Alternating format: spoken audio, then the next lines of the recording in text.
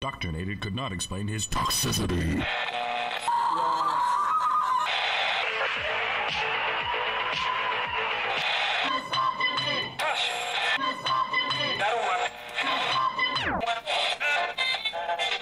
You should not listen to men's rights advocates if you want to know what they have to say.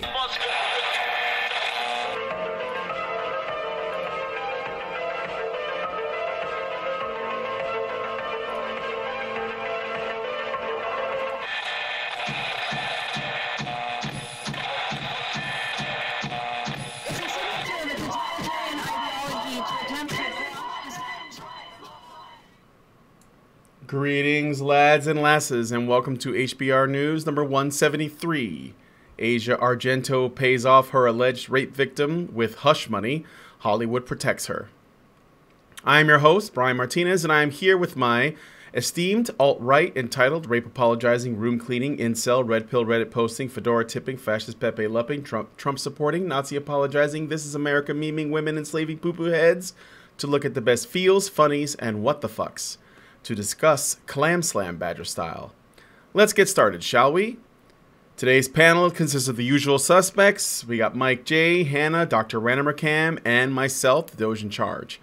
I'm not going to waste too much time with funny intros.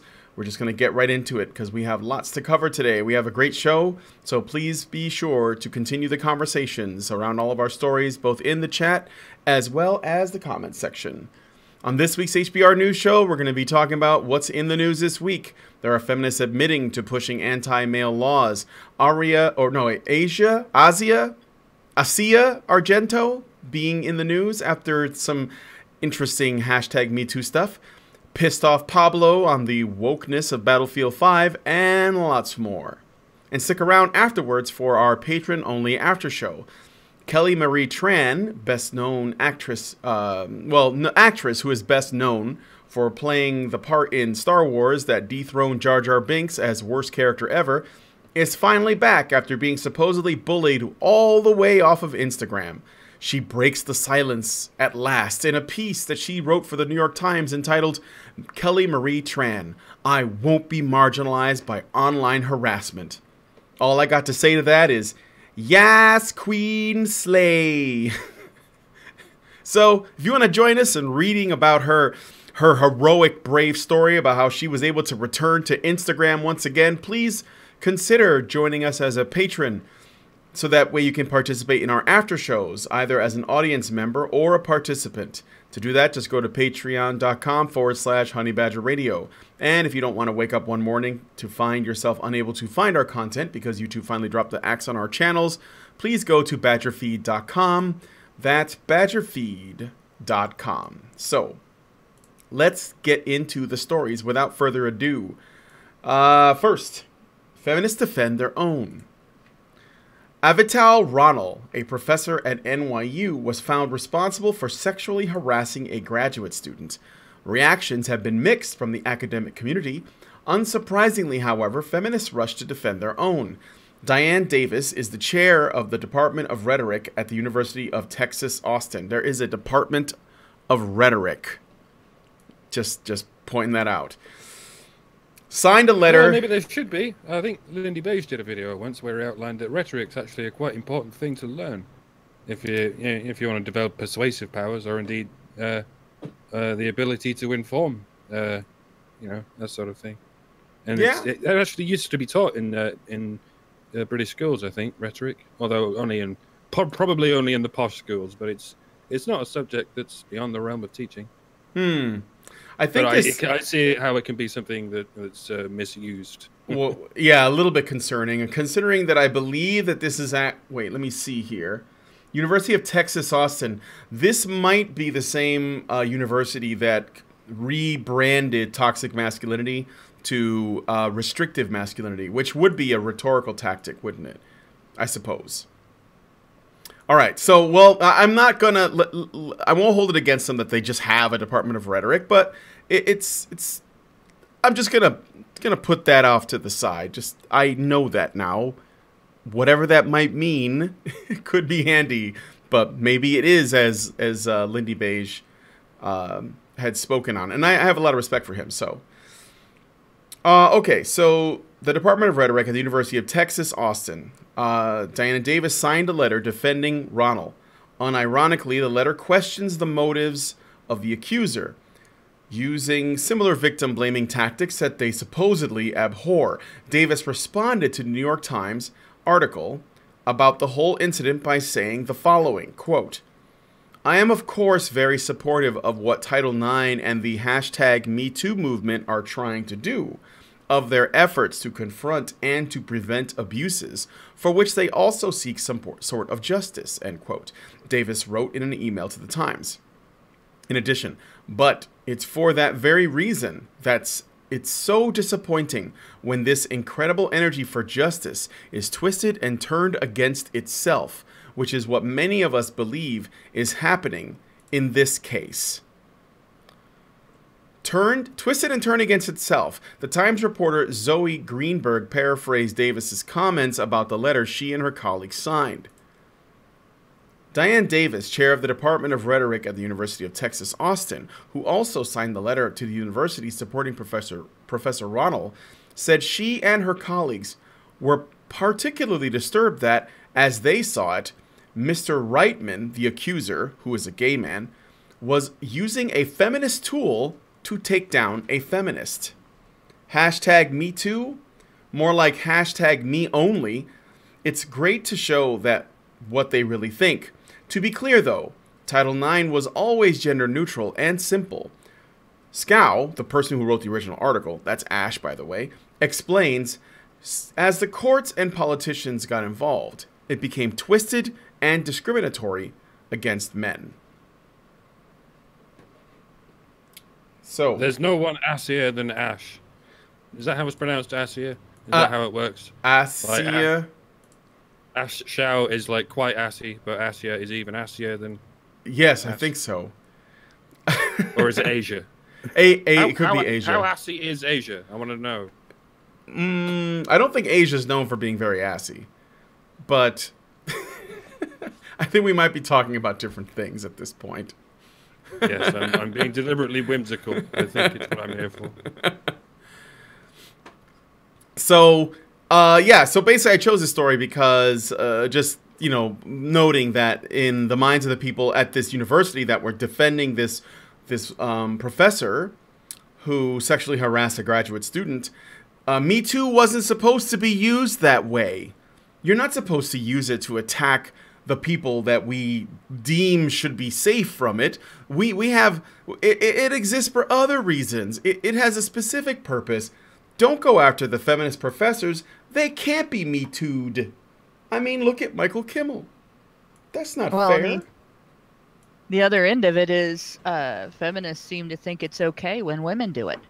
Women are allowed to sexually harass. Women are allowed to engage in sexual violence. Women are allowed to manipulate people into agreeing to sex that they don't necessarily want to agree to. And women are allowed to take sexual advantage. These are all things that feminists want to advocate. And because of that, they're going to get mad every time a guy has a Me Too story. That was that way from the beginning. Like they want to argue that when the media got control of it or got influence into it, that's what actually turned it anti-male. But the first day that hashtag was in use, there were women bombarding men who posted their Me Too stories in it with negativity and verbal attacks and basically telling them get out of the hashtag, it wasn't for them, and so on. And they didn't want to talk about men's experiences. So here's a feminist who sexually harassed a man. She's got both sides of it. They don't want feminists to get hit with it, and they don't want men using it. Yep. Pretty straightforward. This is pretty normal, but I thought, you guys should, we should share. Anytime this stuff happens, we should share it and just take note that we can compile a kind of archive of every instance where a woman is accused and feminists have changed the rules of due process to protect the people. And by the way, there happens to be another story later on that's pretty similar. I'm sorry that this Me Too stuff might be getting a little too you might be getting burned out on it, but it seems like it is not going away, and it's just going to continually have more and more and more problems with it. And I think that's going to happen until it basically kills itself. Or it kills everybody else. Sends them all to jail or something. All right, so anybody else have any thoughts on this story? Okay, so we're going to move on to the next one. A father's rights. All right. Connor Perkins' case made it all the way to the Supreme Court this past June. From the article, Connor Perkins of Florida had a baby with a married woman. A DNA test proved that he was the biological father. But when the little girl was 3 years old, the woman and her husband argued in court that they would raise the child and wanted Connor out of the picture. Just so you guys know, the husband and Connor are not the same person, obviously. Legally, they could do that. An old Florida law said marriage overrides biology when it comes to a man's parental rights. And fathers in Florida have been losing their parental rights for years. This case could set a precedent that will help others in that state. So sobering, an uncharacteristically sobering chapter in the epic tale of Florida man. He's got up to some shit in his time. This is clearly the redemption arc. I didn't even think about that. Oh, Florida man. All I can think of when I see Florida man. Yeah. Somebody says Florida man really gets around. This is not a Florida man story. Yes, it is. We got a super chat real quick before Hannah comes in. We do have a super chat from Per Wickman who gave us 20 secs. Hashtag me too. And writes, love you guys. Well, thank you. All that sex. We're all pregnant now. Mm-hmm. But if we move to Florida, we don't have to cut you in on the parental rights. Geez. You know, there's some things that can be controversial in terms of court. The idea of somebody coming into a kid's life after years and saying, no, I'm your dad, that's something that has been debated over and over again. And, you know, at the bottom line is a kid has the right to know his heritage. And it may be traumatic to find that heritage out, but the kid has the right to know his heritage. He has the right to know his medical history and stuff. But the fact that there's controversy on that note, that exists because, you know, people don't want to upset people. People don't want to rock the boat and so on. This case was different. This is a father that was in the child's life. He knew the child knew him, and the kid's 3 years old, and the mother wants to kick the father out of the child's life, and so that she and her husband, who is not the father, can have peace and without this guy. That isn't any different in my view than a woman leaving her husband for another man and then trying to make that new man the children's father.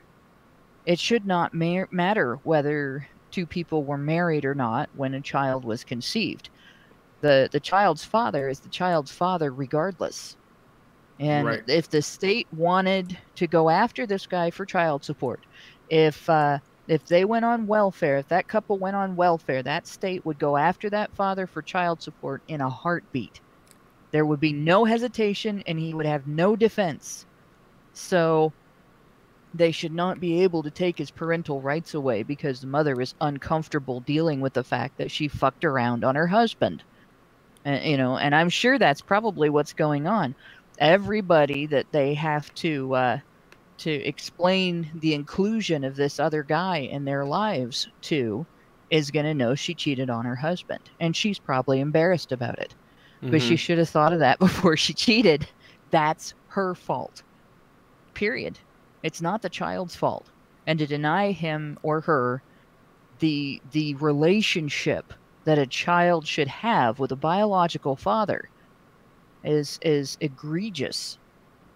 I mean, talk about an accountability gap. You're gonna make the child accountable for the consequences of the mother's wrongdoing. That's sad. Yeah.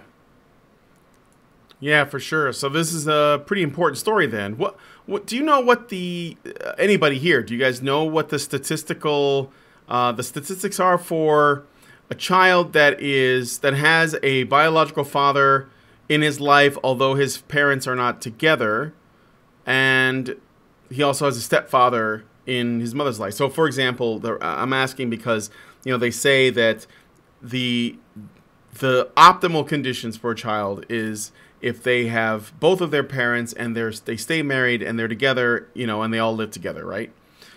But in the instance where there's a divorce, if a child is being raised by a single parent, obviously their odds of doing as well, like as an adult and all that, are significantly lower. But what about when you have a situation like this one, where there is a biological father, they do know the child knows of him, but he's also sort of like spending 50-50 custody with the mom and, and a stepdad on top of that. Does anybody know? I'm just curious about that. I don't know the statistics, but I'd have to guess that if you learn divorce statistics where there were kids involved, you would be on the right track to finding that out. I mean, I know how it is in my family. There's my husband and I are married. We have it'd be weird if my husband and I were not married, right? But we have 3 kids. 2 of them are my stepdaughters. Their mother is also remarried. So there is a stepdad and a mom and a dad and a stepmom for those kids. And half siblings in both families. So there's a lot of mixed families like that. It's not as though her situation is rare. It's just I'm sure that's part of the problem, that since her situation was probably obviously she's married and she has a kid outside of that marriage. That's a little more embarrassing. It's not a divorce situation. It's an adultery situation. Yeah. I got the feeling this has been happening since time immemorial, but the only thing that's changed is we now have DNA tests. Now, because presumably married women had affairs with men who weren't their husbands all the time and even got pregnant by them, but there was no technology to sort of show that it was anyone else was the father. And as DNA tests get less and less expensive, and more and more people can afford them, it's going to reveal more of the previously uncollectible statistics about about the unsaid things that happen in families. Because you ask for statistics about how often does this happen, and it's like trying to report unreported things. How the hell do you know? Yeah. How can you tell when a woman's lying? Well, with a DNA test. There you go. So you're saying Maury Povich is gonna be relevant for some time. I would. Every generation will have their Maury. Yeah, we'll have a Maury. I will say that I guess a child can do well, all things considered, as long as the separated parents both have the child's best interests and therefore don't do things to sort of fracture the relationship between the child and their mother or father. And one of the ways you do that is by being a good parent when you have your time with the child, which also includes not trying to destroy the reputation of the other parent while you're with the child. So talking trash about, if you're the wife, talking trash about your husband, your ex-husband when he's not around to your kids, to essentially create a kind of resentment or a chasm between the parent and the child. So as long as you can maintain that, and you all are doing this, and I think the best way to do it is to come at it from having the best interest of the child, then you can, I think you can do okay, all things considered. So, But we'll have to see what happens with this Florida story. Hopefully that will set precedent, and this will make for some decent changes. And Florida Man can complete his redemption arc, as Mike J so well put it. All right. Next story. Judge shames newspaper for publishing confidential information on Parkland shooter. The Sun Sentinel, along with other news outlets, obtained a report from the Broward County School Board on Nicholas Cruz. Nicholas Cruz was the guy at the Parkland shooter, in case you don't know. Much of the report was redacted. However, due to the incompetence of the school board, the Sun Sentinel was able to obtain the report in full by copying the blacked out portions into another document. Because of this, the school board asked to have the newspaper held in contempt. In response, Judge Elizabeth Shearer said, quote, "You all manipulated that document so that it could be unredacted. That is no different than had they given it to you in an old-fashioned format with black lines and you found some type of light that could view redacted portions and had printed that. It's no different." She then added, quote, "From now on, if I have to specifically write word for word exactly what you are and are not permitted to print, and I have to take the papers myself and redact them with a Sharpie, then I'll do that." In response, the newspaper's attorney said that, quote, "In a rush to deflect from its own negligence in publicly disclosing the report at issue in a wholly unsecured format, the school board now seeks to have this court find the Sun Sentinel in contempt for exercising their First Amendment rights to truthfully report on a matter in the highest public concern." End quote. The Sun Sentinel has received support from 30 other media organizations in the wake of this scandal. Since then, the school board has backtracked and does not want the Sun Sentinel held in contempt.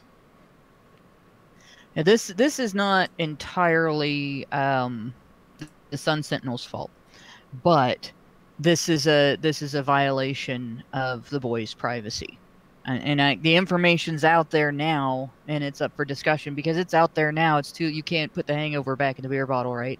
But the school should have taken more meticulous and guaranteed measures to protect this boy from having what is essentially health information put out into the public against his privacy rights. And even though he did something reprehensible, he still has that privacy right. You can't report whether a death row inmate, for instance, who has done something like what he did, or any other prison inmate. You can't report whether or not they have mental health issues that are specific. You can't. That information's not public. You can't say this person has schizophrenia, this person has that, unless their attorney releases that information, or unless they release that information, or it's already public information. The newspaper, the law doesn't stop. I don't think the law stops the newspaper from printing that information once they get access to it. Mm-hmm. But it does prevent the school. It is supposed to prevent the school from releasing that information. So the way they release those documents in this situation, he had somebody. I guess you had somebody that maybe didn't understand the technology well enough to realize that, that you could have got around it. You got a theory? You said? I've got a theory on this. One of my friends and I were talking. We're like, they probably opened this in a Word document and like highlighted all of it, and then chose like the black highlight over it so you can't see the words, and then went, "Oh, there, done. We got it. Yeah, done and over with. Send it over. It's good." Yeah, and that whatever they did not successfully redact the information because they didn't prevent somebody from removing that. That's important. So the school is in the wrong for not doing a better job of protecting that information. And if it sounds unreasonable to say that, I used to work at a pharmacy. It's a chain pharmacy, big chain pharmacy, actually. And where I worked, one of the things I learned was that if a customer buys their prescription and it comes in that, bag that has all that paperwork attached to it, a lot of which is a statement on your HIPAA privacy rights, and that customer takes the bottle out of that bag, and they take that bag and they put it in the trash can outside the store in the parking lot. And that bag has the name of their prescription on it, and it has their address or phone number or other identifying information on it. If I see them put that bag in that trash can, that is still not consent for that information to be available to the public. If I don't go out and get that bag out of that trash can and take it back into the store and use the store's disposal system for that specific type of information, and there's a separate bag and a separate trash can for that, and that gets sent off to be destroyed, that's a violation of HIPAA law. I could be held as an employee of a pharmacy as essentially first rung, bottom rung management, or even when I was a cashier, I could be held responsible for a violation of someone's HIPAA privacy rights for not stopping them from failing to protect, or failing to protect their own personal medical information. So this school really screwed up here. That said, like I said, because this information has been publicly reported, it is now publicly available information. It is up for discussion, and there's a men's rights topic in this. On HBR Talk a few shows ago, in response to discussion on the separation of kids from adults at the border, which everybody is saying is the separation of kids from their parents. Well, that's included, but there's also the separation of a lot of kids from traffickers who are not their parents. Yep. But there was a lot of outrage over that, and we discussed some of the ways in which American kids are frequently separated from their parents. And one of them is the school-to-prison pipeline. And that school-to-prison pipeline, one of the aspects of the school-to-prison pipeline is boys in particular. It happens with girls too, but boys in particular who have a need for special needs considerations at their school. They have a need for a special plan for their education because they have maybe a low IQ, or maybe they have a mental health condition, or maybe they have a hyperactivity disorder. And they specifically need to be placed in special education. They're being denied those services like he was in their schools. So this young man was part of that school-to-prison pipeline, and the result of it is schools are using what they used on him: suspensions, detentions, expulsions, and eventually the cops. And that is their substitute for providing assistance to boys whose educational needs are not met in a standard classroom. And boys are ending up in trouble with the law. Boys are ending up in JDC.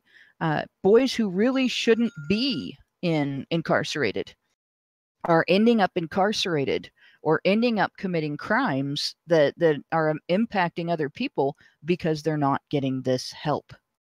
So this indicates yet again that there was the school's responsibility in this was a lot higher than they want to admit.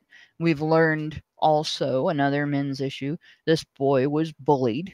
Some of the kids that are out there screaming the loudest for gun control in the wake of his attack were his bullies. So we have a boy who went to school where he was denied a proper education, denied the services that he needed as a special needs student, bullied by his peers because he was a special needs student. He was fatherless. And we're seeing all of the issues combined here. We're seeing all of the major accountability issues combined here. His actions may have been reprehensible, but his tendencies may have been a result of a perfect storm of men's issues. If he had been properly served by his school, if he had been protected from bullying, if his family or community had rallied around helping him after he lost his parents, this this could have been an entirely different situation. This could have been a kid who came out of his school with a success story. You know, maybe his success story would be he got a job at McDonald's and never did anybody any harm. But that's still a massive success story in comparison to he brought a gun to his school and shot a bunch of his fellow students. So this really, when I saw this, this really pissed me off. Just not that the information came out, but just realizing the depth of what was caused, what has caused, you know, the causes behind this, the depth of neglect that society had for this kid. Mm-hmm. You know, it's right on his school system's hands. It's right on the hands of the people who knew him and didn't help him, just as much as it is on his. Absolutely. There were failures at all levels of, of the school, of the community in general that led to this point. All manner of failures. And, yeah, I mean, here we are. So, does anybody else have any other thoughts on this Nicholas Cruz story with the judge as well as the son? No? All right. Well, then I'm going to move on to the next one. Just a moment here. All right. Gamergate's back in the news again. Well, sort of.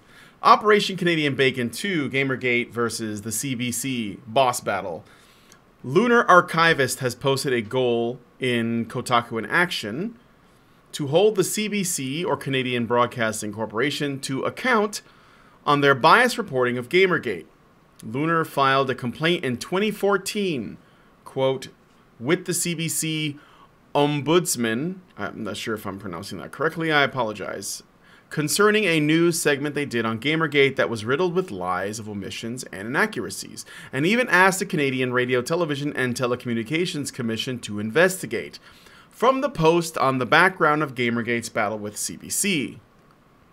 In December 2015, the CRTC closed Gamergate's case, having coming to the conclusion that the CBC, quote, did not violate their existing regulatory policy framework, end quote. However, the Director of Social and Consumer Policy, Nanao Kachi, immediately opened a new case on Gamergate's behalf, asking the CBC to address all of the allegations, information that I'd submitted to them up until that point in time. The CBC, however, despite numerous pokes and prods over the next 14 months or so, refused to respond or even acknowledge receipt of the complaint, thus not only snubbing me, but also thumbing their nose at the CRTC, which is part of the Canadian government.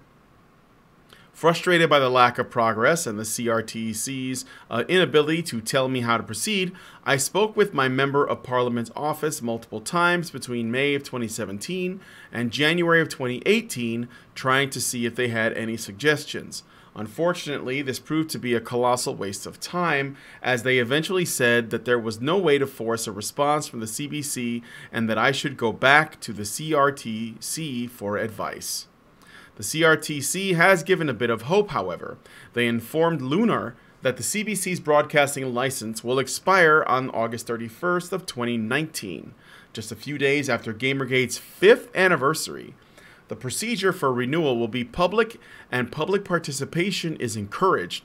Groups and individuals can submit comments, complaints, and suggestions in the form of interventions.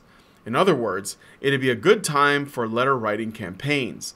The CRTC can also impose conditions on the CBC for the renewal of their broadcast license.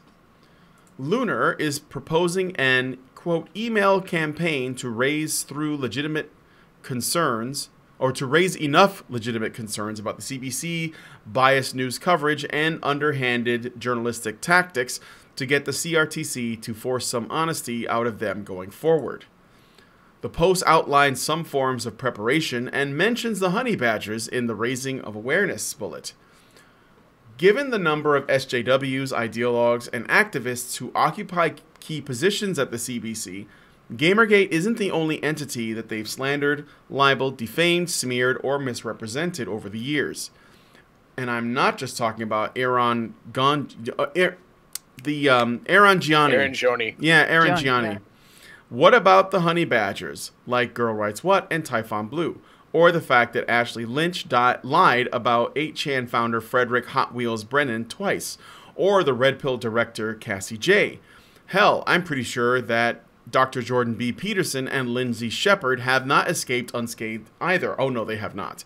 Since there's power in numbers, I suggest we encourage them and their friends, associates, and fans to participate in our operation by assembling their own dossiers on the CBC's journalistic malfeasance as it pertains to them and submit their testimony as interventions.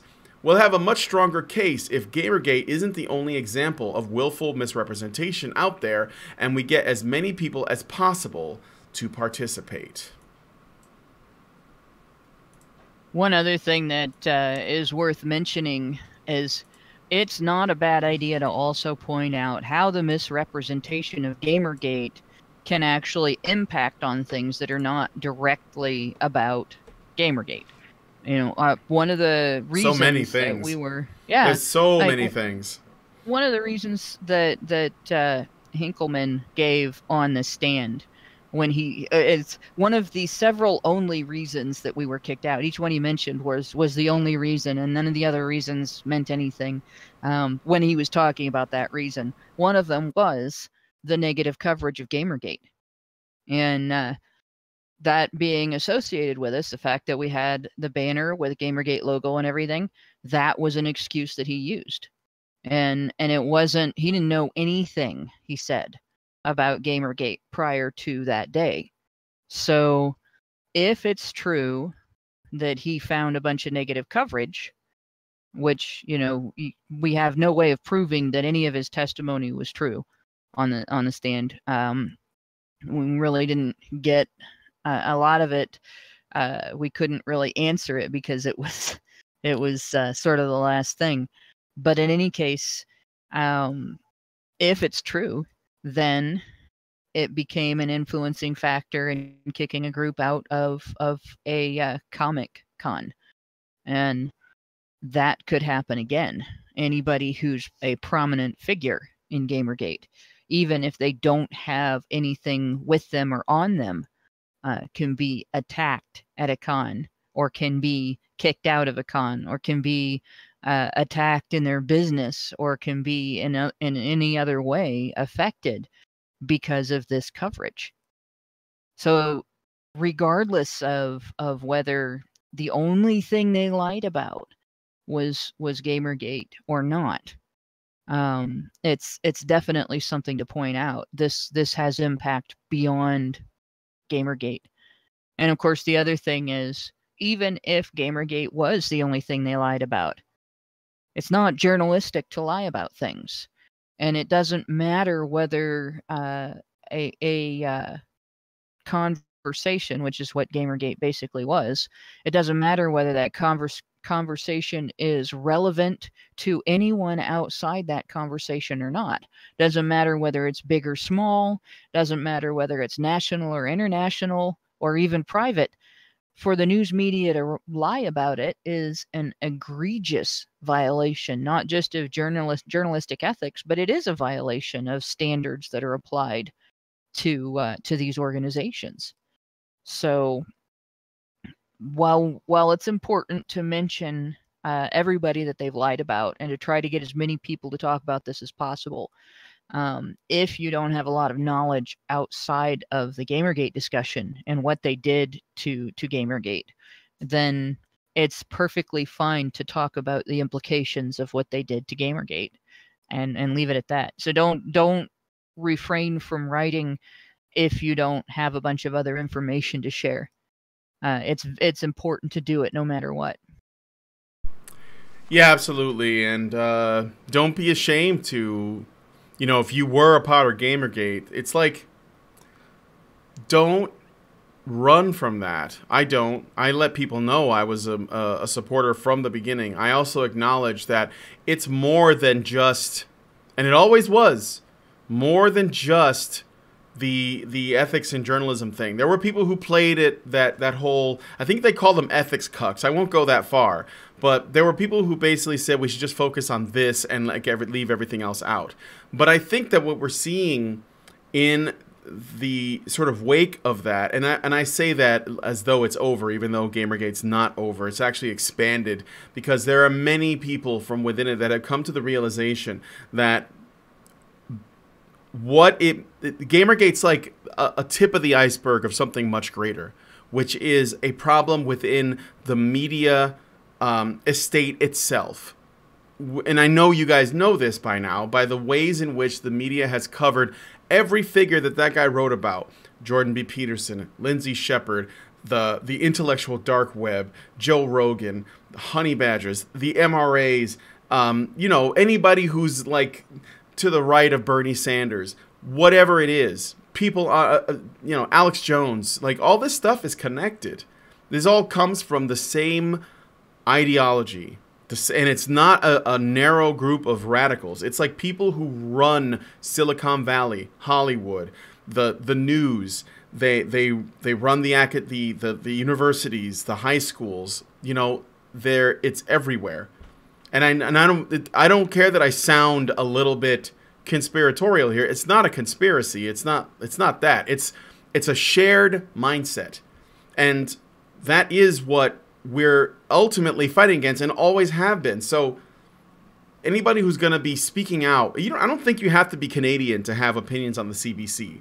But the CBC is essentially if I'm correct, I'm pretty sure this is true.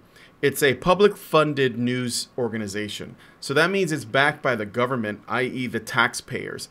So people who are Canadian citizens should certainly have something to say if that's where their money is going. But I'm guessing that anybody else can offer critique, criticism, you know, and other sort of points of view on pointing out the lies and the misrepresentations. These aren't mistakes that the CBC makes, or that CNN makes, or that MSNBC makes, or that Rock Paper Shotgun makes, or, you know, Kotaku makes. These aren't errors. These are intentional misrepresentations in order to make their political enemies into outcasts that no one wants to know about or associate with. So that's why I say, if you were a supporter of Gamergate, even if you weren't doing it at the time, but you do believe that what they were doing had, you know, some validity or credibility to it, then you should certainly not be afraid to be vocal and make your voice heard about it. And again, you don't have to say Gamergate, but just recognize that, I'm fairly certain this is true, all of the other stuff that we're seeing, that with the kinds of attacks that, you know, we get on Vice, or Peterson gets, or just basically anybody who doesn't agree with their politics, those are not unrelated to the Gamergate stuff. Not even a little bit. They're coming from the exact same place. You're just looking at it in one particular, it's like a tiny slice of a larger pie, you know? So that's what I think about that. I got a super chat from Joey Jojo, who gives us $2 and says, "I love everything you guys do. Badger on." Well, thank you, Joey Jojo, for that. Does anybody else have any thoughts on the Kotaku in action story? Well, it's more like it's not really a story so much as it's a, you know, it's kind of a call to action. So maybe take a look at the links, see what you can do, because I remember when Gamergate was at its height and everyone was like writing to the advertisers and websites and telling them, if you guys continue down this path, I'm not going to be going to your website, or I'm not going to buy your product, or you're going to lose these advertisers, or whatever. I think that why couldn't we take that to the mainstream media itself? Why couldn't we do that? I see no reason why we can't. And I think we should consider it, because it's not journalism when people are just lying about you knowingly. It's not. That should not be allowed to stand. So, okay, now we're gonna get into the good stories. Well, not that these weren't all good, but I'm gonna go ahead and hand it off to Mike, and we're gonna talk about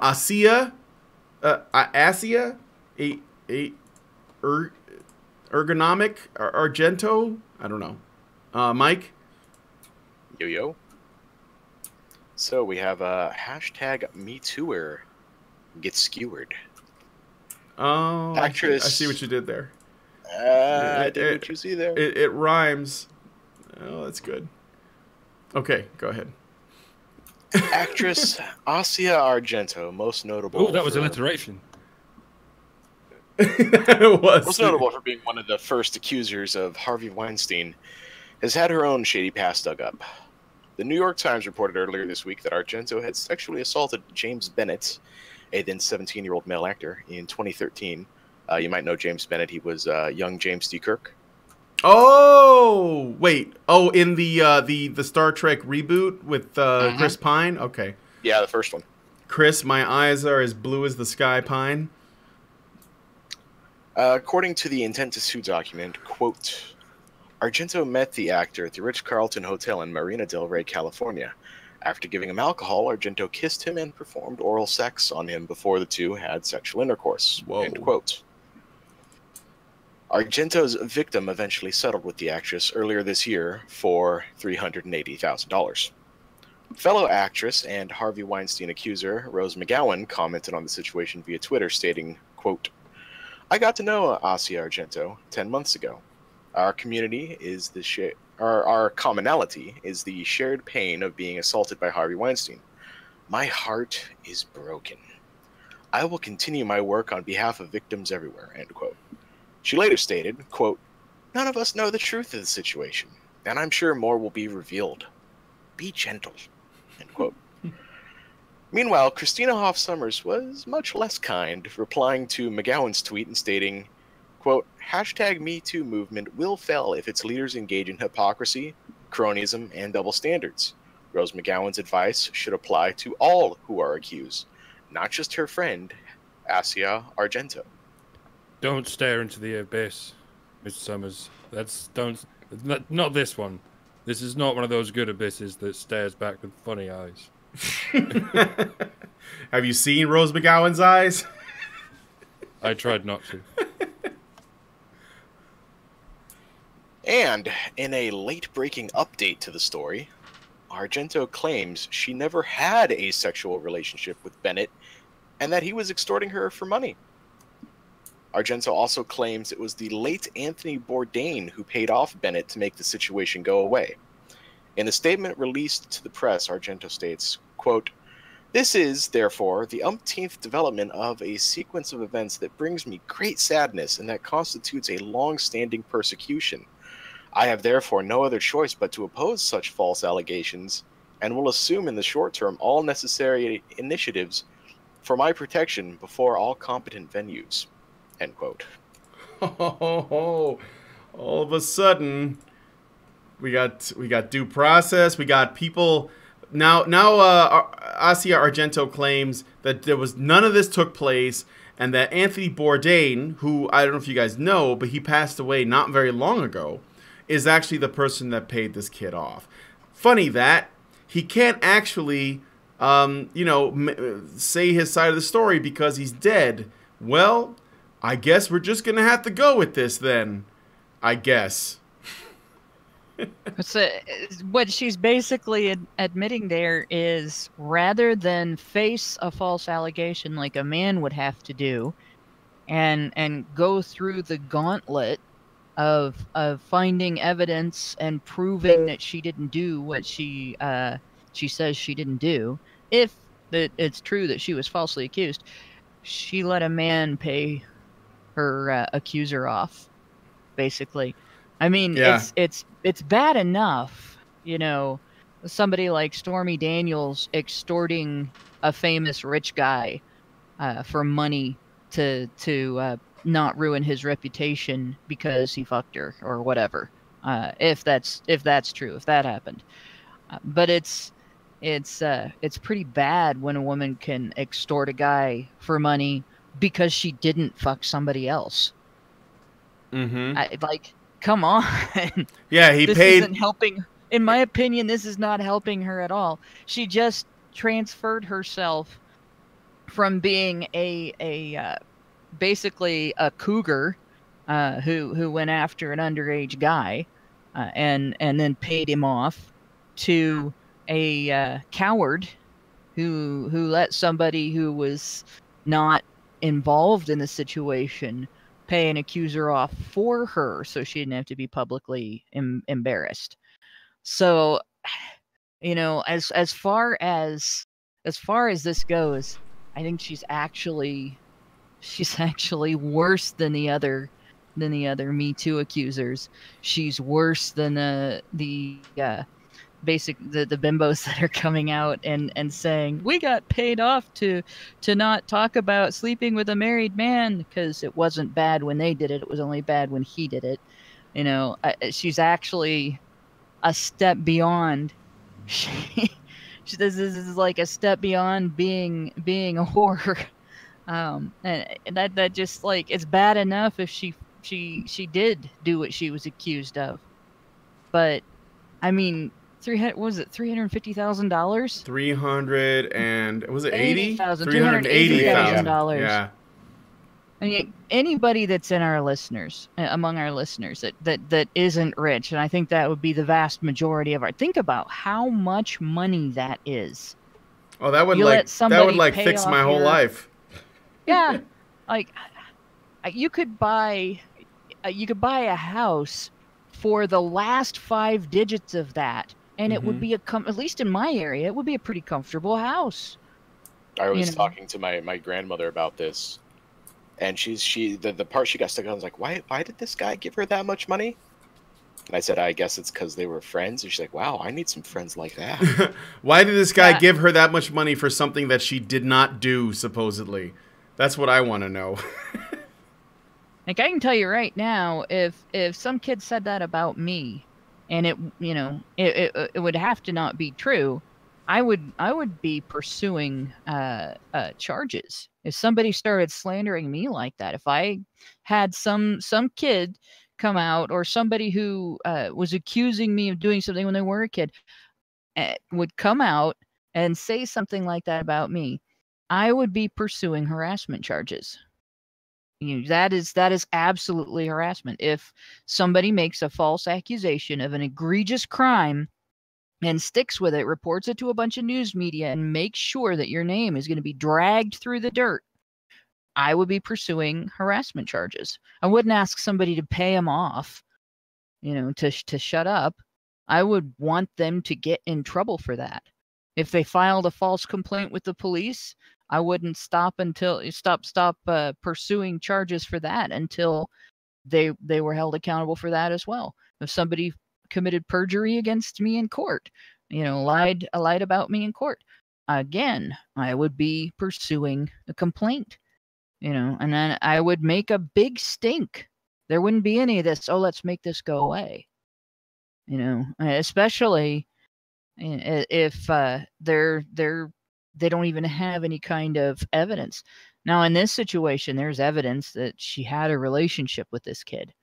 In this situation, the fact that somebody else paid him off is not evidence that the relationship didn't happen. In this situation, her saying this is just a distraction. It's an effort to redirect the conversation away from the information that has come out about her. And that's why she didn't raise a stink, because she can't prove that she didn't do it, and he probably can prove she did. So this idea, it's bad all around. And the fact that they're stepping in, I think Christina Hoff Sommers is right on this. I may not agree with her on everything. I agree with her on a lot of things. I don't necessarily agree with her on everything, but this I agree with her on absolutely. #MeToo is losing any credibility it ever had, because of the way that its leaders are behaving. It was bad enough when they were trying to push men out that had experiences they were trying to tweet to the hashtag. It was bad enough when they started expanding it from women who were victims of violent crime to women who had somebody say hi to them on the street. Or whistle at them. Oh my gosh, your poor virgin ears. You've never heard anybody whistle before. It's become a joke, and it's become a means of harassment rather than a means of fighting harassment. And if they don't want it to be that way, they really need to stop engaging in this hypocrisy, and they really need to stop engaging in the double standards. But I don't think that's going to happen. Yeah, or they could just kill the hashtag and just deal with these things on a case-by-case basis using the legal system that we already have in place and due process, just like normal people engage in. I think the whole thing with the Me Too hashtag, if I look at the history of the hashtag, it started out and it basically painted Hollywood in a terrible, terrible light. Because here was this man that everyone had so much respect for, and there's so many endless clips of feminist actresses praising Harvey Weinstein, and here come these allegations, and I'm going to call them allegations, even though there's some tape of stuff, but it doesn't necessarily mean that there were things happening without consent and all kinds of fucked up shit, right? But it does expose just how kind of gross and nasty Hollywood is, the entertainment industry, and this is stuff that a lot of people suspected was probably the case anyway. And so the hashtag comes out of that, and then it makes Hollywood look bad. So what do? They try to turn it around and make Me Too for everyone. And that's how you got people posting about how they were trapped in an elevator with a man and he turned to them and said hello. And that's a Me Too experience, and when men tried to come forward and use it, most of them were laughed at. When children or men who were sexually molested as kids, as child actors came forward, they didn't get any support, or they got threats or whatever, but Me Too did not help them. So maybe we don't need the hashtag at all, and people should just be dealing with this stuff on a case-by-case basis, using legal system. No more witch hunts, no more bullshit. Don't let the people in Hollywood decide what's important, and also craft any narratives that they want to craft.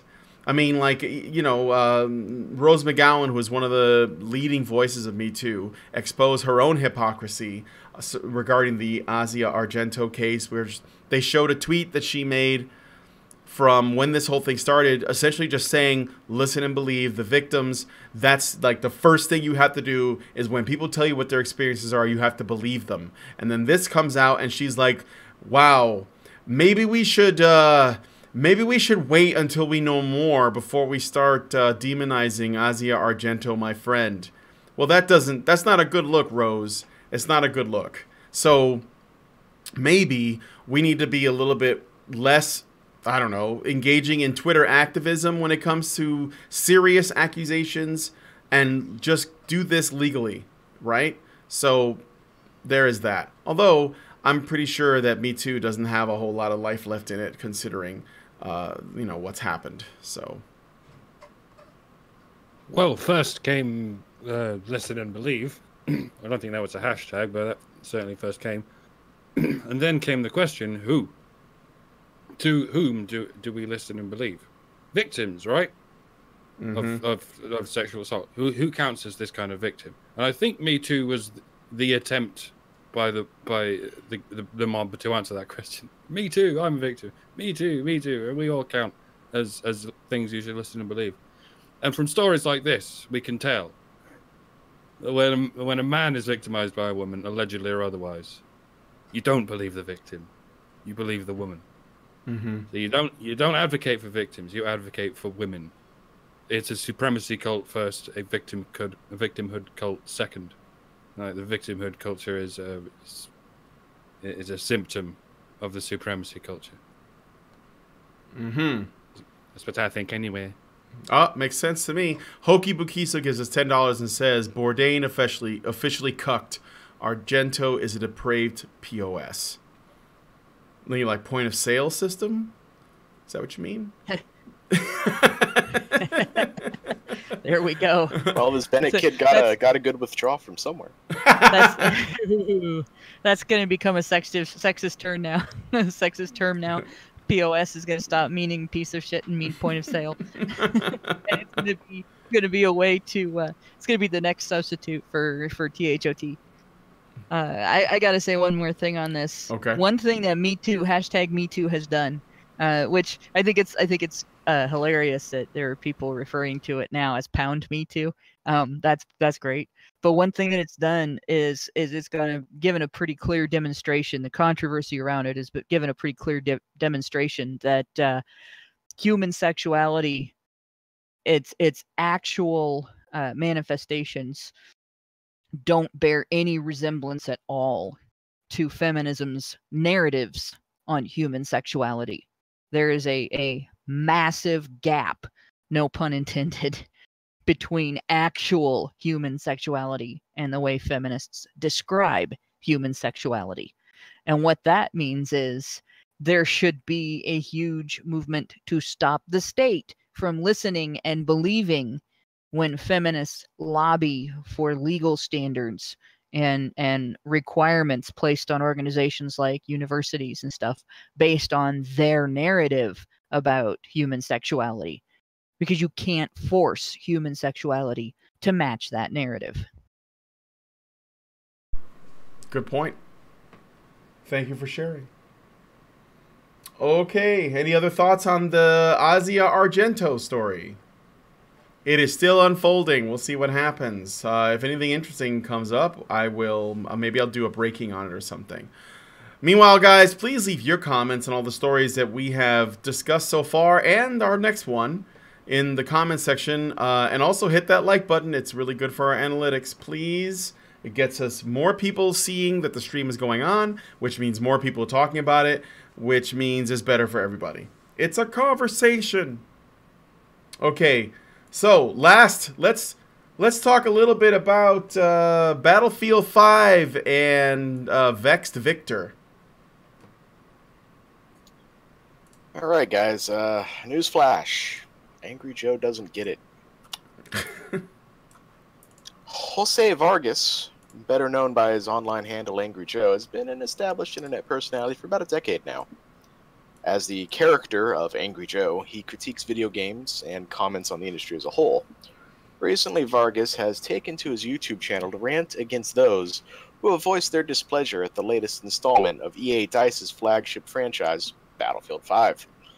Many fans have noted the seemingly science fiction or alternate history elements, such as disabled female snipers on the front lines of battle, as clashing with the traditionally historically accurate, or as close as you can with a video game, of course, franchise. Vargas is quick to gloss over these valid concerns and instead insists those upset with design choices in Battlefield 5 are simply conservative Trump-loving anti-SJWs who have a problem with women in games. Of course. Of course.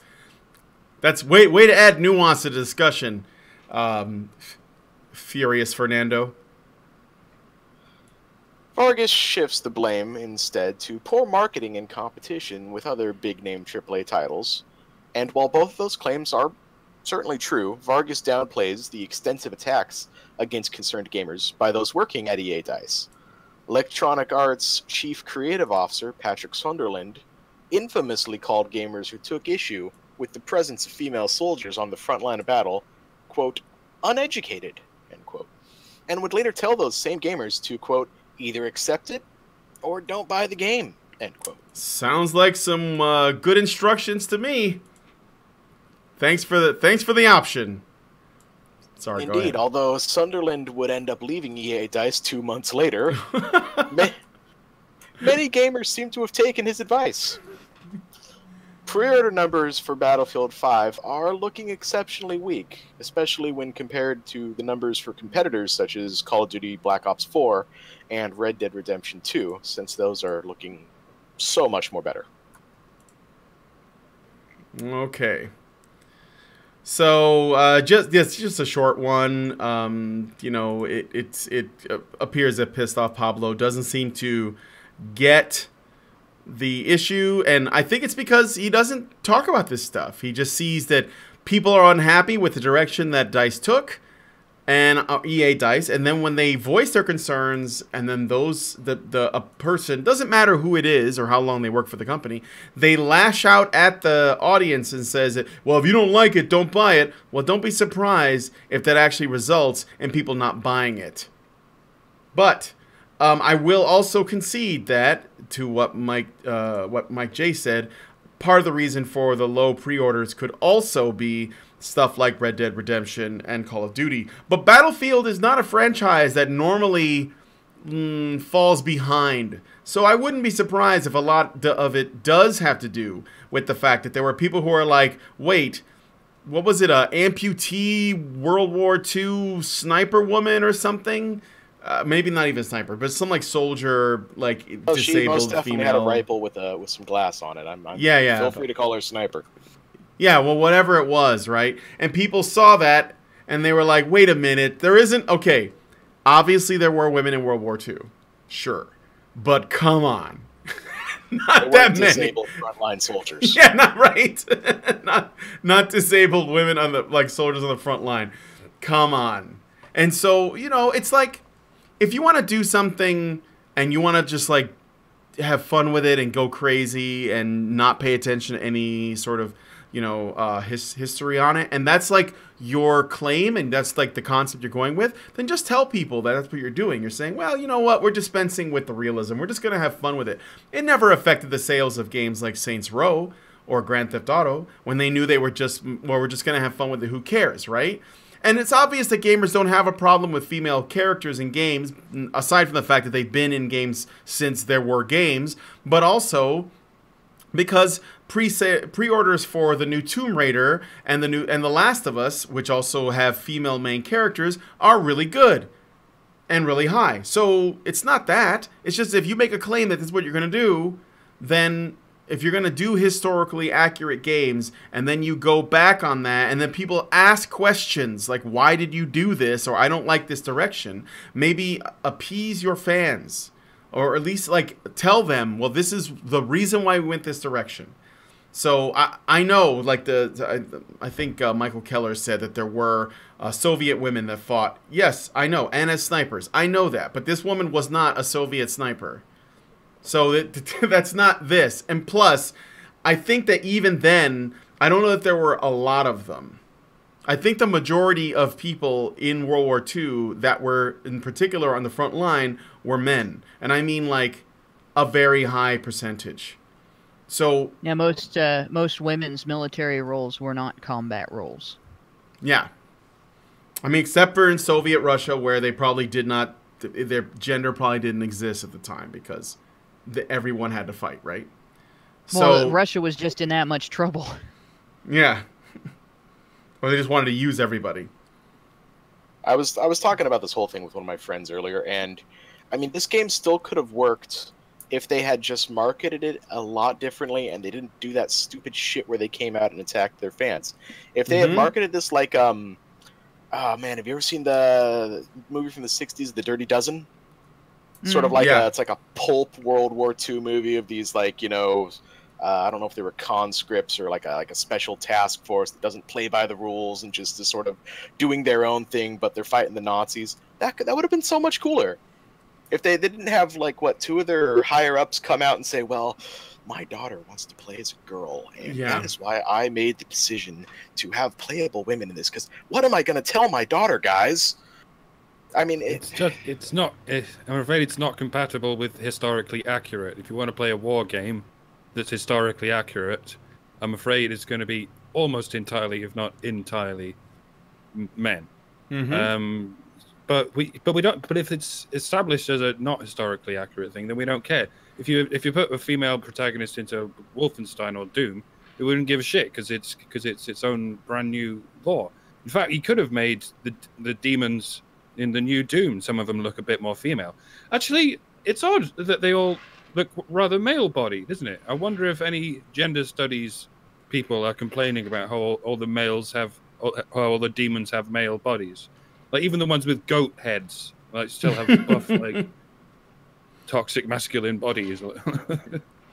Yeah, that maybe that's something that they should be complaining about, but they won't do that, because when it comes to, you know, like the disgusting, gross monsters and super evil villains of these kinds of games, they don't want more representation there. They want it in protagonists.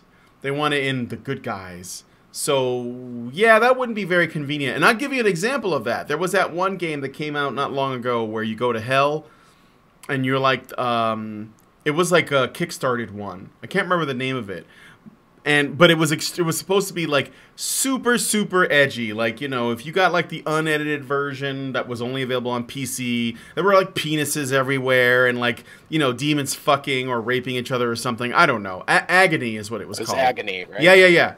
And so hell is a giant orgy. It was basically like a big blood orgy with like as much gross sex and like, you know, like organs and parts. It was just like this, you know, really, really over the top gore fest. It was like that was literally all the game had going for it. That was all it was. That was all it was. Yeah, it was like some 14-year-old kid came up with it. You know, that'd be dicks everywhere because that's what hell's like. But there were these female demons in the game that were like running around topless, you know, like, of course there are titty monsters. Yeah, they were like titty demons. And of course there are, because I don't think they have like, you know, sports bras in hell probably. So they were going for that. That's fine. Everything that was, you know, it is what it is. But there were plenty of articles written on like a lot of mainstream gaming journo sites that were complaining about the nudity in the female demons because they thought it was objectifying to women or something. And so there's no, you know, it's representation only matters in certain contexts. You know, if you're like a big scissorhead demon with, you know, nice firm breasts, then there's a problem with that. And that is what Agony had from like what little I saw of the game, because I don't play games on my PC mostly. So when it comes to this Battlefield thing, it's just like Mike said. You know, if you're going to do historically accurate, if that's your claim, if that's your goal, then you're going to have almost only men. And if you're not, then you can do whatever you want. But don't make the claim and then change things without expecting some people to take issue with it, because there are people who play these games that are like World War II enthusiasts. Like they love all of the you know, all like knowing all the facts about it, like where the battles were and like the kinds of weapons that existed and the vehicles, and they know the ranks. Like I knew a couple military buffs, you know, like people who are really into the World War II and the Vietnam War and even World War I. So those people are probably a good number of the audience that play these games. If you change things, they will notice and they will say, well, that's unusual, you know. So this is something that you have to be ready for as a game developer. And if your counter to that is to tell them, well, if you don't like it, buy something else, and then they don't, you know, they don't buy your game and they actually do buy something else, well, then don't be surprised. You know, and the whole like, well, my daughter wants to play this game, and so the only way I think that I can get my daughter interested is to put someone in it that looks like her. That's ridiculous, because by that logic, then I shouldn't be playing half the games I own. No, actually, most of the games I own. I shouldn't be playing Bayonetta. I shouldn't be playing Tomb Raider. I shouldn't be playing you know, any game that doesn't have customized characters. I shouldn't be playing in Overwatch. Yeah, like I don't play Overwatch basically unless I'm just Reaper. I'm just a Reaper main. Even then, I'm compromising because he's Mexican. So I mean, it's like that logic doesn't make sense. Why is it only women and people of color have this strange limitation where they can only play video games when people in it look like them? It's like, how sad is it that you have those assumptions about people? But again, the people who develop Battlefield 5, do whatever you want. But just know that if you have low sales, and part of it, at least, has to do with the way, A, you marketed it, and B, the way you responded to your fan base, because they expressed concerns about what you showed them in the marketing. And then you're also gonna find that those women that you pandered to with your amputee female heroine, if they don't buy the game and you have low sales because of that, then you might want to think about who your actual audience is. If you want to make money, otherwise you can just stay woke and go broke. See, now I played countless hours when I was a kid, countless hours of Yar's Revenge, and I don't know anybody that looks like any of the things that were in. I don't know the little sprite that you controlled or the target. Obviously, you can play a game. I played. Like I used to play Warlords. I used to play, which was a game where you had your four corners had oh gosh, I can't even remember what it looked like, but they were supposed to represent castles, and it was like breakthrough. You know, you had a little paddle wheel, and you had a little bar, a rectangular bar, and a dot bouncing around the screen that you had to knock into other people's castles to get through and win the game.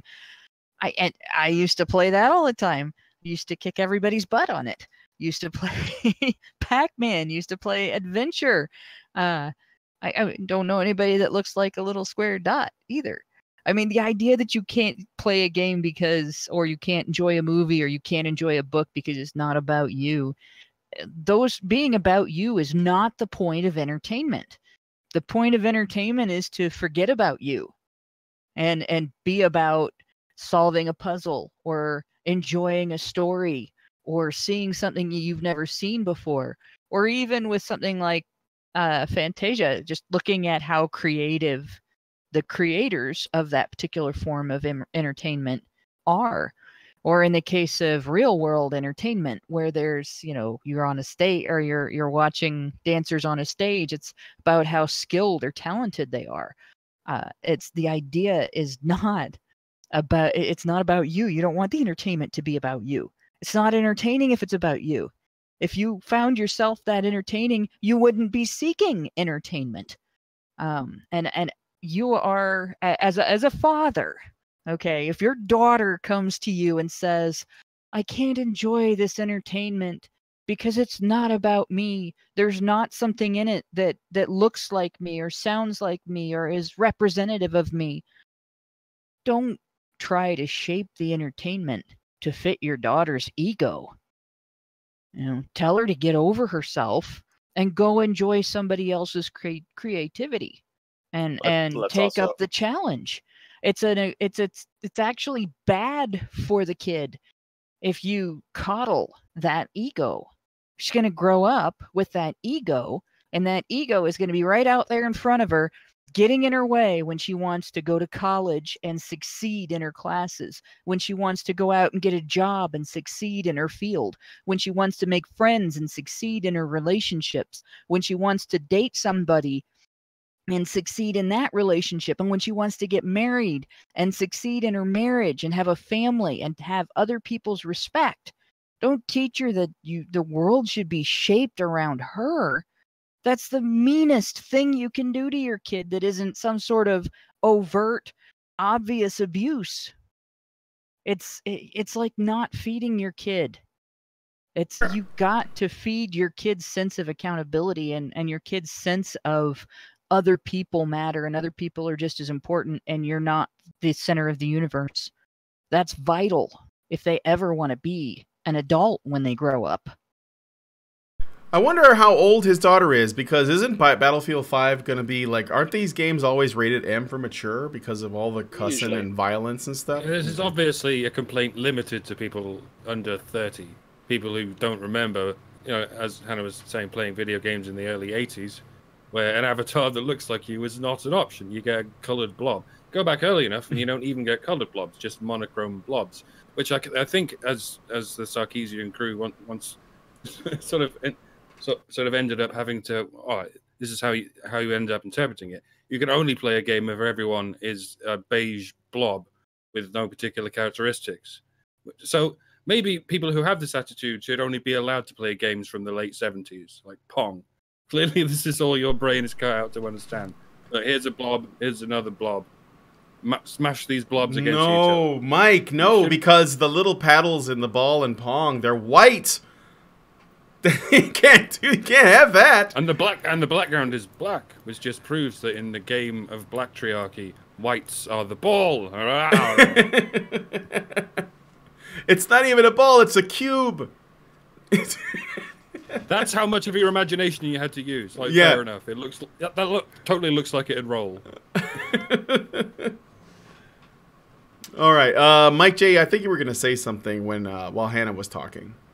I was just gonna point out the like I know we keep putting so much stock into what this guy said and analyzing it and this whole story. It's a woke 8-year-old story. It never happened by definition. Things that never happened for 500. And also, I don't know if you wanted to expand on it anymore. I know we kind of ran with it in a different direction, but you initially wanted to kind of make this a little bit more about Joe on the subject. If you had anything you wanted to say about that. No, I just think that well, when it comes to Joe, so I mean he went after the critics in a kind of at first a passive-aggressive way, but basically his ultimate argument was the reason that people were upset about Battlefield 5 was not because they didn't feel as though they were getting the game that they were hoping to get, and it was not that once they raised their concerns and the actual people who developed the game basically told them, if you don't like it, don't buy it, i.e. they doubled down on their sort of defense of it, okay? But then he also went on to misrepresent their opinions, and that basically he said that the reason really was they don't like that there are women in the game, and that they are MAGA hat wearing Trump support. I don't even know why. And Trump supporters that are anti-SJWs, which he phrases as though it is as bad as SJWs, which reminds me of that hipster meme.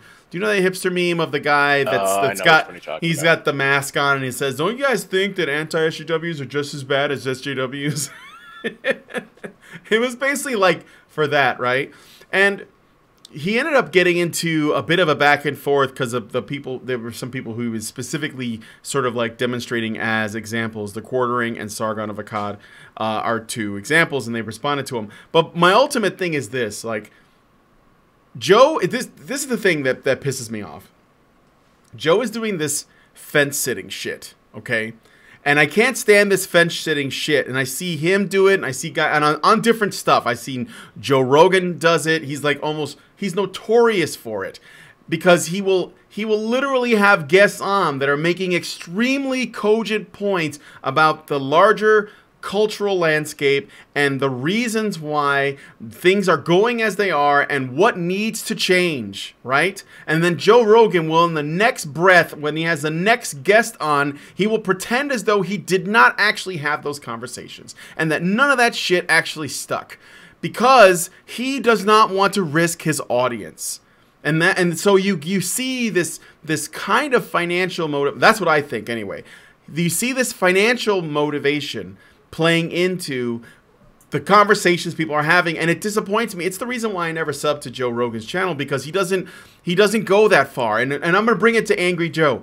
Angry Joe knows that he has to know that there is shit happening not just within games journalism, but within games development. The people who made the new Dishonored that's coming out, the Dishonored franchise, which is, I guess it's always been kind of a B-list franchise. It could be great because it does got a lot of really good ideas, but it's almost like doesn't quite pull it off. But there's a new one coming out, and they went to Anita Sarkeesian for advice on developing the game. So this is not something that's happening in some corner of YouTube where there's some feminist criticizing video games and isn't actually having an impact. She is having an impact on games. And if you want those companies that are taking her advice, or the ones that think that what she's saying is actually speaking for the people who buy the shit, all right? Then you have to speak out against it. You have to basically make your voice heard and said, look, I don't want this entire industry to become poorer because somebody who doesn't invest in it financially, doesn't have a real interest in it, doesn't even like it, and despises the actual customer base, right? I don't want those people influencing what you guys make, because it's going to put a lot of your people out of work when I don't buy your game because it has a bunch of trash in it. And Joe has to... Go ahead. It's actually funny that you mentioned that, because he brought up the one video that he said positive things about Anita Sarkeesian, and he's like, why are you guys still talking about her? If you don't like her so much, you want her to go away, just stop talking about her. She's totally irrelevant these days. Yeah. She's no one talks about her. She's just don't talk about her and she'll go away. No. And it's like, fuck you, Joe. That's not what's happening. The total fucking opposite is happening.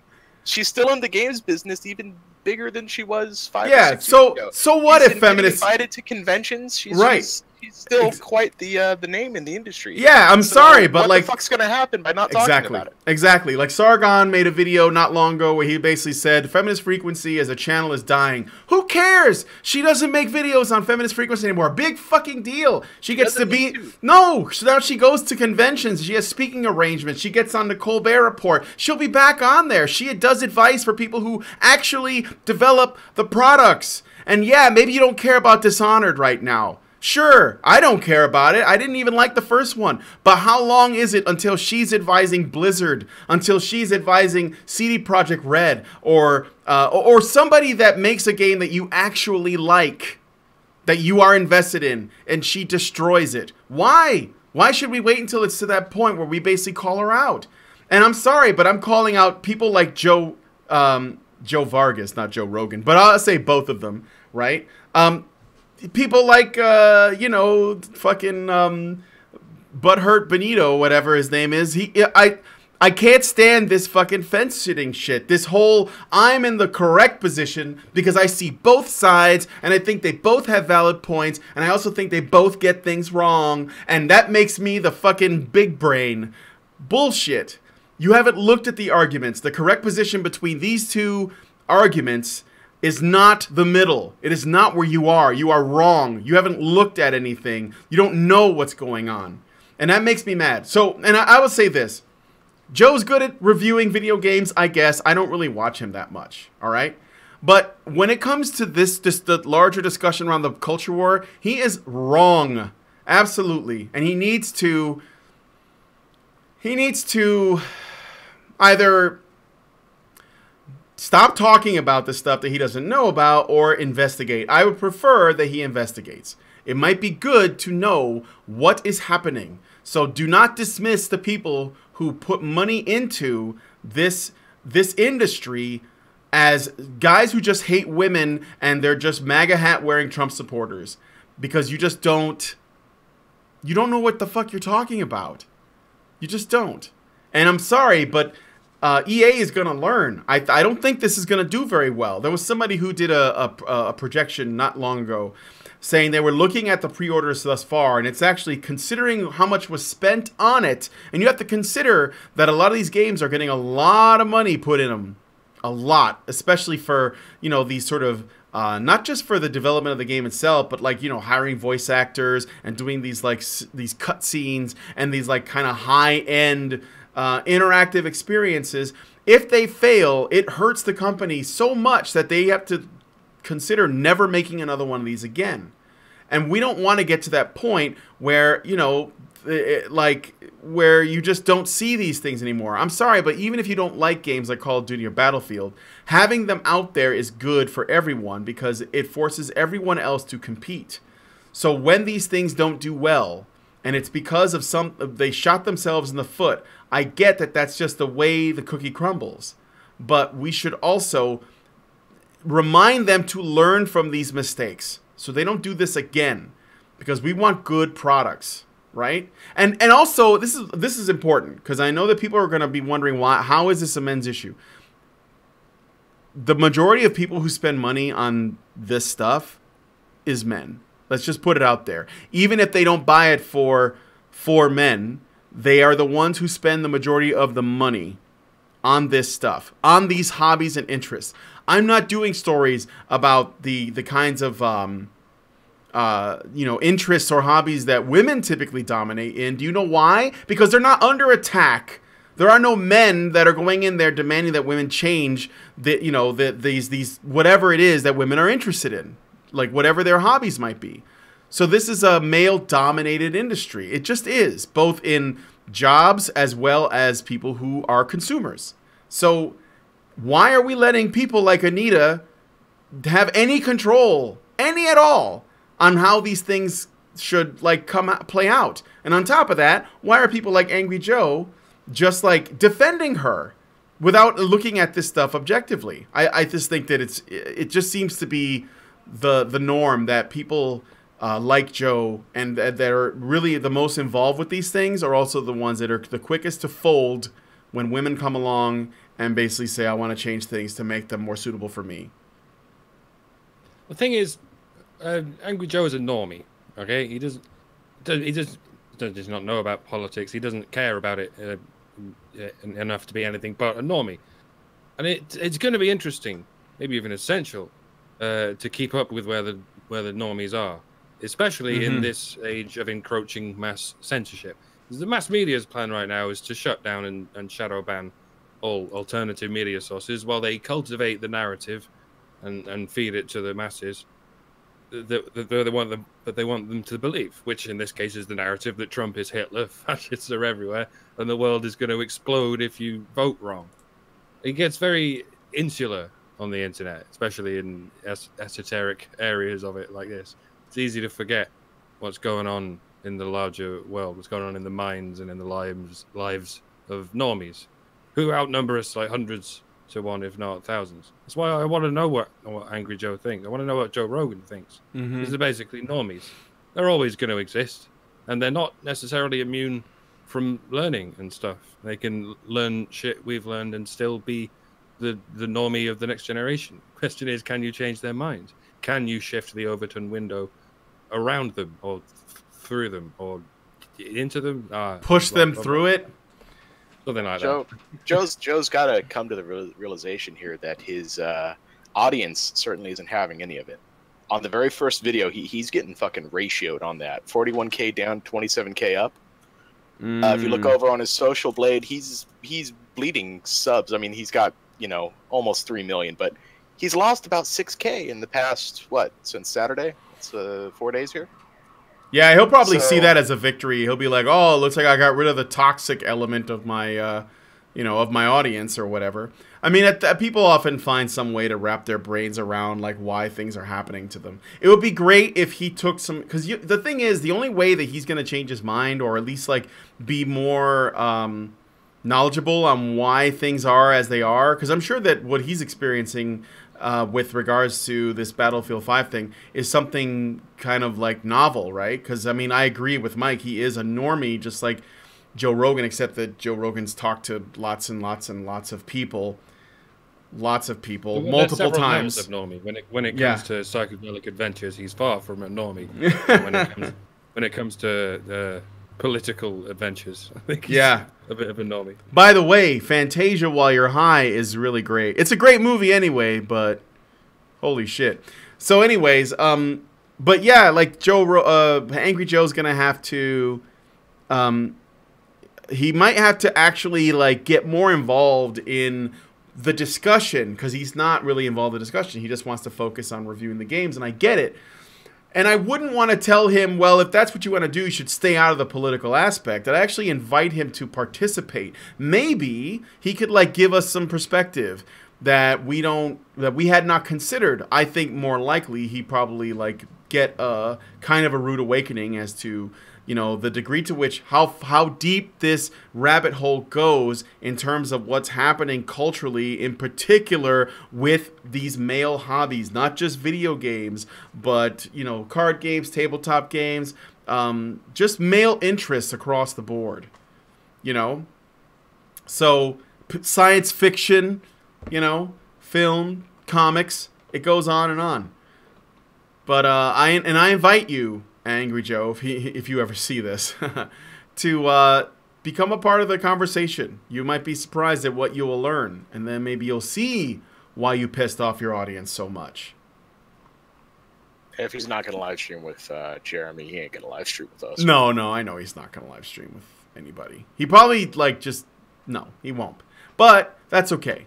We'll know where he stands, right? Eventually. Okay, so I got some super chats to get through. Frenchinator2 gives us $5 and says, "This game is not for little girls. Don't apply child psychology to adults."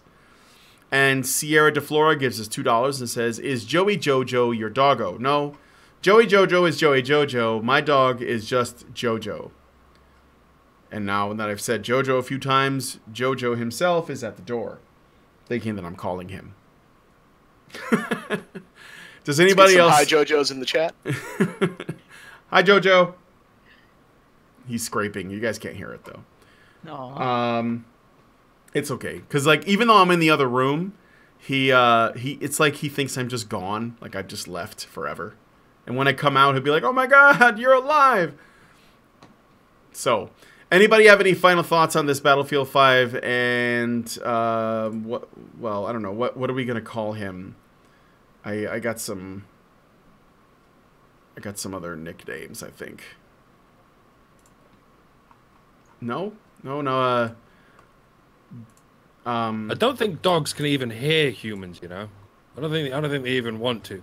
It just occurred to me that as far as you're concerned, the dog sees you as a body with a soul and stuff, but the noise you make doesn't mean a thing to it. No. I don't know. Do they have souls?